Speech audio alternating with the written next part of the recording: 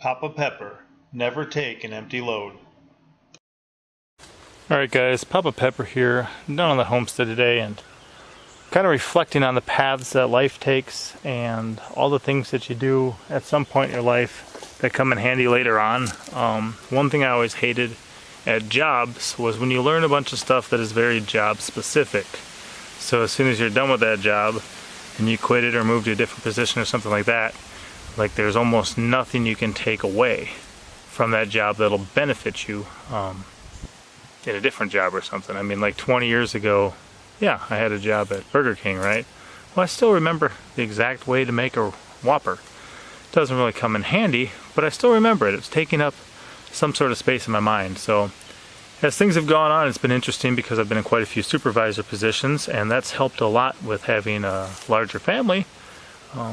Mama Pepper and I have 5 kids right now, so, you know, I do a lot of supervising, and I have certain skills, certain things I've picked up over the years in the job, the workforce, that are now able to be applied. And then also a lot of my experience before was just in a variety of restaurants, some up in Wisconsin, some in New Orleans, stuff like that. But in restaurants, a lot of times you're cooking in bulk, you're cooking for large crowds, things like that. And again, having a family of 7 with 5 kids, you get some of that too. So the one thing I learned in the warehouse type jobs driving forklift was that you never take an empty load. Right now I've garden sites up over there. I'm working on the perimeter fence over there. I've got a bunch of cattle panel and T-posts loaded up now that I gotta go take to the edge of the property. But then also out at the edge of the property I do got a bunch of 5-gallon buckets of soil. I've got a bunch of rocks and a bunch of cedar posts, all of which I need in the garden. So I've never driven my truck down the perimeter of the property there before, but to move all of this, it makes a lot of sense. It was enough work just loading it by hand, much less having to carry it all the way through the woods out to the perimeter of the property. So I can just drive around there, and when I'm there, I'm going to make sure to pick up all the things that I need back in the garden, because otherwise, you know, you got to do it again. I remember a lot of times being in production, warehouse stuff, you'd take things from warehouse out to the production line, and when you got there, you know, there was almost always something that could go back to the warehouse. You'd have all these people just riding around with empty forks, accomplishing nothing at least half the time, half of their trips, and then, you know, you could get a lot more work done if you're actually just aware of your surroundings and what you're doing. So I'm trying to do the best I can with what I got. You know, this guy right here, he's my helper. My helper's 5. But I'll tell you what, he'll go out there and pick up logs all day and branches and other things and a lot of stuff that guys my age don't like to do. Pretty much doing the work of a man. So, alright, I'm gonna go around to the edge of the property. I'll see you guys over there. Here's one of the things I mean about never being down here before too. This is part of why I don't like having as nice of a truck. Now when I've got something like that, I can get out, might have to chainsaw, do something else, but this one I don't really feel like scratching as much. The old one didn't matter much. So we're just gonna see if we can just scoot by it without doing any damage. Let's see. Oh, I think we're under it. I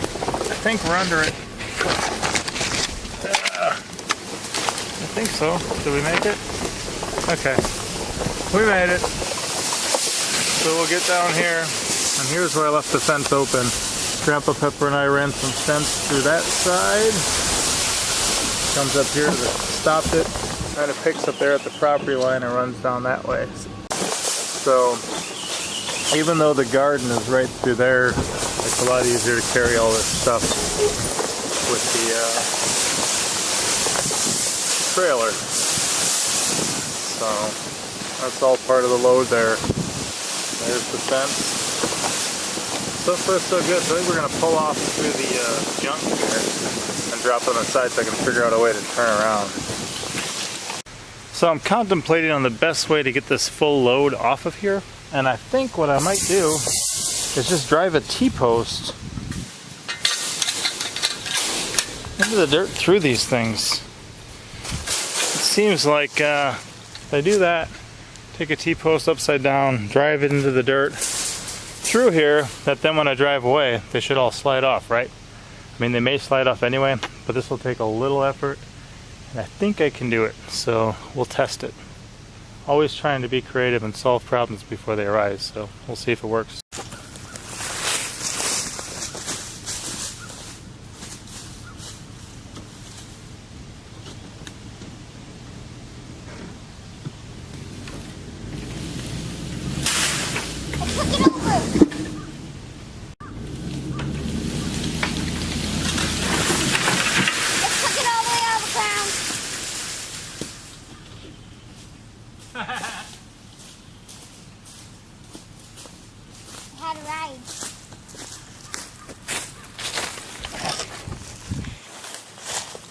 Plan B?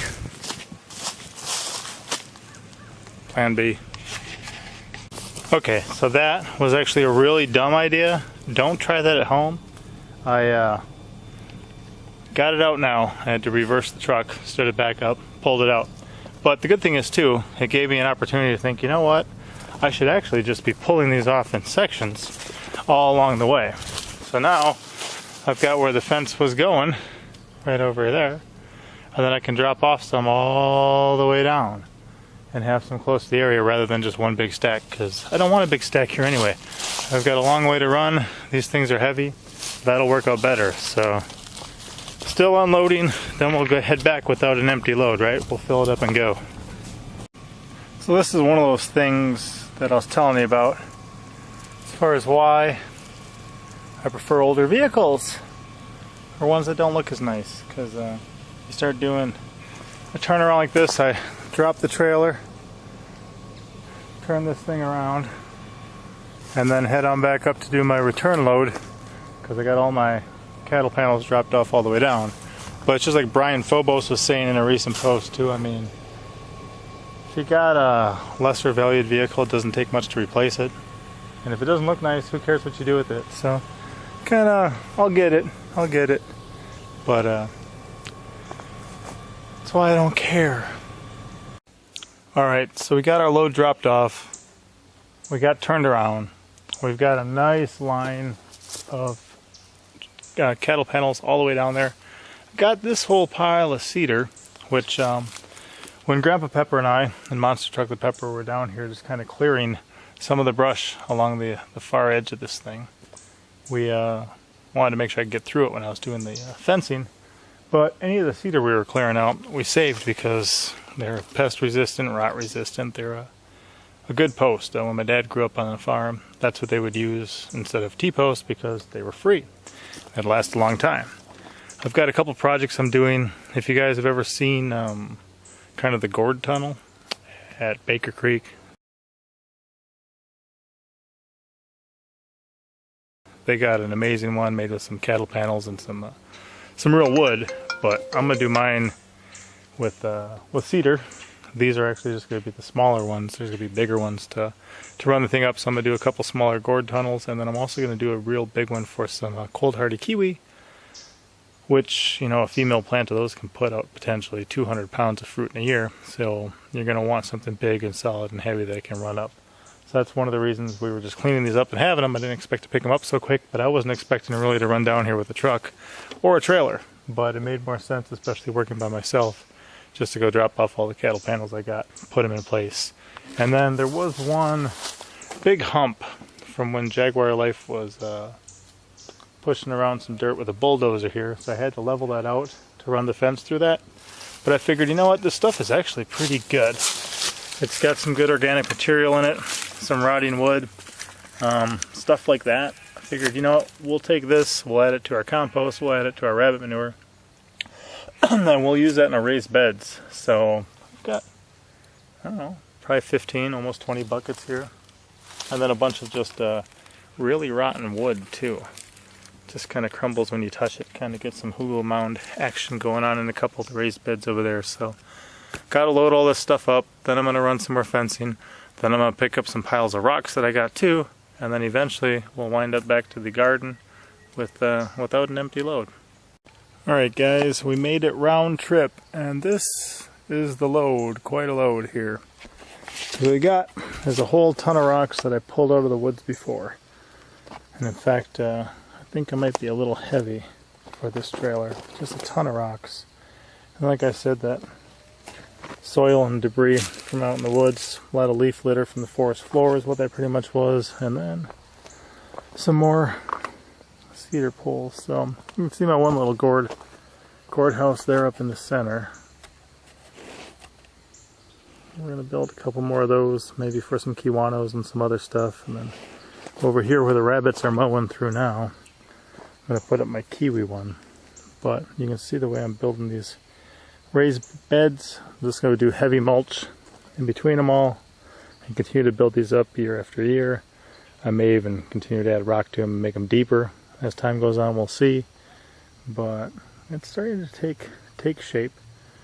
You see a lot of movement with these 5-gallon buckets. I move my mulch, my compost, my weeds for the composter, rock, all sorts of stuff with them. So dirt, soil, trees. But one day we'll get this all cleaned up and it'll look pretty good.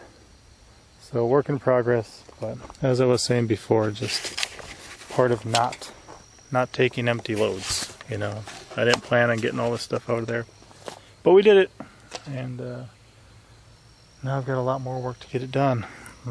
Might have blew a tire too. We'll have to see. All right, pop out.